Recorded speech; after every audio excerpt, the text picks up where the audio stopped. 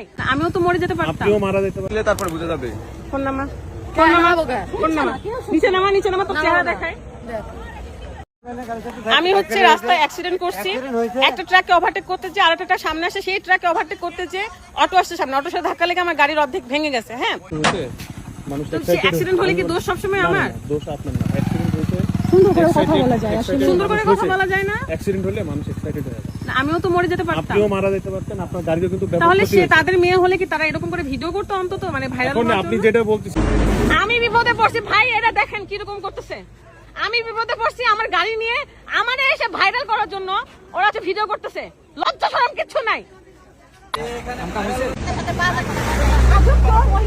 হলে তারপরে ভিডিও কোন দিকে যায় ওটা বুঝতে পারবে। দুটা লোক মার্ডার হচ্ছে আর ওনারা ভিডিও করতেছে। ভিডিও আপনারা করছিলেন, ফার্স্ট তো আপনি করছিলেন। হাইওয়ে আসুক, আসলে তারপরে বুঝে যাবে। ফোন নামা নিচে নামা তোর চেহারা দেখায়।